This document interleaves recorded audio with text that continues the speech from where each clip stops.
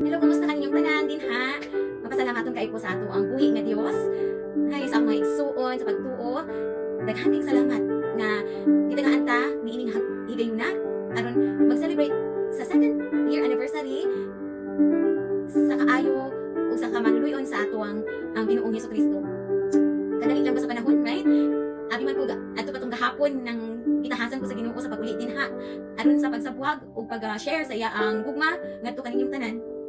Emotional ko kamay kasi I am just so blessed kay maayo kang Ginoo kasi dili dali ang pagsunod kaniya pero iya ang isaad ka nato nga siya makanunay gayud magauban ka nato ug dili ta niya pasagdaan unsa man ang mahitabo sa tuwa sa man nato pag-agian nga papasalamaton ko ako ang remember ang panahon nga before ko tingli dinha aron i-share na ako ang gugma sa Ginoo ngadto sa ako ang pamilya ilang mama. I was like, when I was saved back 2020 of February, and then a month after tribulation happens to my life, na maujoy nakapalikon sa ako, kaya wala ko laing mataganan kundi ang Ginoo ron yun. Maano kayo ang Ginoo? At nga time cute kay kabalo siya that tribulations will happen. So, He always there in a perfect timing.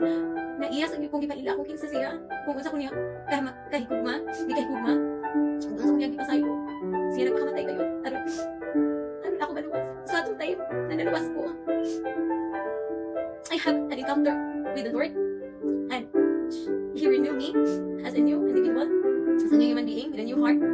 Ako, pag-ampo na unta Lord na ipadala ko nimo sa Pilipinas. Kaya dili ko gusto ako lang ang masave. Dili ko gusto na ako lang kayo ang makatamasa sa iyo ang everlasting love. So mautot mo dito mga pag-ampo na unta nga mapailan ako. Ikaw, nila mama sa kaigsuon, sa mga pariente o pa sa mga tao din sa aluran nga unta makaila sila kanina. And God is so good to His promises. Dagang pagsubok, ang demonyo nangita kong paagi na di ba tayo na among trip. That time, back 2022, kagi-hold ang among flight for 2 days. 2 days na cancel ang among flight. So, na-stuck sa New York. But, it is part of God's plan, I think, nga bisalba na po niya sa Ginoo because everything would happen good for those who trust in Him and who love Him. Kaya ato po na time nga na-cancel me, dako po kayo ang baha sa Cebu. So, God is so good yun kayo gihapon. So, wala dyan ako to question nga nang wala minadayon. But then, dako ako pagsali kay Lord na iya dyan may ipauli din sa aluran. And God is good. Nakaabot dito na safe. Nakita na ako ang pamilya for like 5 years that time. For about 5 years ako kauli sa tuwa. But wala dyan ko na ipangayo sa Ginoo nga, Lord, masal pa punta ang akong mga pamilya, mga mahal sa kinabuhi. Makaila sila. Dali mo, sama sa imo ang tibuhat ka na ako. Tapos, on that time, we have like one-on-one interactions with God, some communication and devotion and my prayer. Alam ko, Lord, mura kong si Moses ba? Na kung ipadala ko nimo, I don't have the talent like what the pastors does. I can just say my experiences, my testimony, but I don't know how to speak. I don't have the gift, like, the gift of ministry, like evangelization. But then God is so faithful. May namin dito, and then nag-heart-to-heart ko sa akong pamilya, sa akong mama, share na ako ang gospel, sa akong experiences, how God works in my life when I am here in the United States. And that time also, when we visit the church in Ozamis, J.L. Ozamis, nag-ampun din po sila na maka-extend sila din sa aluran. I said, grabe ka Lord, you will provide. And then they told me, kasi Pastor Maui, that na sila pastor din sa Organda, si Pastor Jess na ay pwedeng mutabang, pumugaid sa mga tao sa aluran. That was like, amazing kayo ka Lord, grabe ka kayo maayo. Kaya dili man ko maantigo or dili ko maayo or bihasaan na nga, sa bihasa sa pagsabot sa imong maayong balita. Nag-provide ka og tao, nag-provide ka, mina pastor, nag-provide nimo ang mga pamilya. Tigamit mo sila Pastor Jess. Aron maiway nga masalba ang akong ginikanan, ang akong igsuon, ako mga relatives. And praise God, on that first year, dako kaya akong kanipay pasalamat, tinautunta nga si Lord yun ang tanan nga makadawat sa tanang dungog, gimaya sa mga butang yung ipamuhat, pero sa mga pamaaging yung ipamuhat sa atong kinabuhi. Because nag 1 year mo last year, na-extend, and then I think mga 5 or more of you ang tingdawat kay Kristo. And then this year, second year, I glorify the Lord every day na naghimo mong magmalikon din ha. Naghimo mong tinuon, obedient sa iyang mga suko, sa iyang kuman sa inyo Salamat. Kay kamo nagmalikon kayo. Niabot mo kadwa ka tuig pinakaroon. And then, I'm so blessed to hear that there are like, I think, 6 of you, again, that accept Jesus to be their Lord and personal Savior. And obey. Get baptized. Inaututa na madayon ninyo ang pagka-on fire din sa aluran. Kaya wala mataylain good na daganan. Hindi siya lang. This world is temporary. Kitang tanan din lumalabay lang. Our ultimate goal is to be with Him, to be with our Savior, forever and ever. Kung hindi po natin gusto ng atong mga kaila, mga mahal sa kinabuhi, nakip man ang atong mga enemies, nga kaya kapit ito bago sa Ginoo, kung hindi natin sila kaila sa Ginoo, right? Mauna nga, magpadayon lang yung kitang tanan. Sa pag-obey kaniya, kung sa man iya ang gustong ipabuhat sa atua, di man nato masabtan, but then we just bow down, pray, and do it. Because God's way is better than our ways. And He is in control of everything.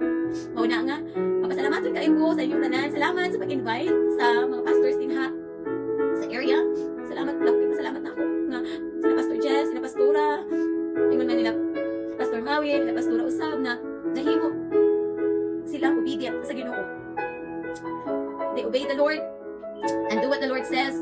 Para matabangan nila ang mga tao din sa aluran. I know that God will make aluranon people more closer to Him. This is just the beginning. I'm so excited for more. Excited ko sa mga pagbuhaton sa Ginoo. We can do it all together. As long as we always put God in the center on everything we do. Give God the glory. Sa tanan-tanan natong pagbuhaton. Whether you eat or drink, do it for the glory of God. Okay? Nahigugma kita. Kay tungod kay siya nahigugma. Maumandod ako ng nahigugma ka nato. Mauna nga. Until now, God will never give up on you. God will never give up sa aluran. That God will eventually do a revival sa ato ang mga pamilya, sa atong mga kasilinganan, din sa aluran. Magdahig kita sa Ginoo. Kay siya lang gyud ang ato ang makasaligan. Every time nga kapoy kayo ko, every time na ditalon ko sa yawa, I've always rebuke it. Ngayon ko ka, Lord, you are my strength. And I can do all things through you who give me strength. Mauna nga, until now, I still have the fire to work for the Lord. Ang akong aim, sa ato pa katong target, ang kalambuan sa gingharian sa Ginoo. Dili sa yun, ang pagpalo ni Jesus. Pero sa iyang saad, di hata makakuha ng strength. Mauna nga, be joyful, you know? We just have to be joyful and trust in the Lord with all our hearts and do not lean on our own understanding. Kita Kristiyano man, manunod ni Kristo, we now walk in faith and not by sight. O na kung sa may tapos ko pinaguyag, di man nato masabtan, then continue to trust the Lord and follow what He wants you to do and follow His commands. As God says, your obedience is better than your sacrifice. Mauna nga, papasalamat na kayo ko, magtanaw ka ninyo. Okay? Mag-ulang ito din sa Facebook, kay kitaraman, but then when I looking at the Facebook, nakamunta na naghahiusa, na nagka-unite sa pagsamba, sa pag-awit, o sa pagdahig sa Ginoo.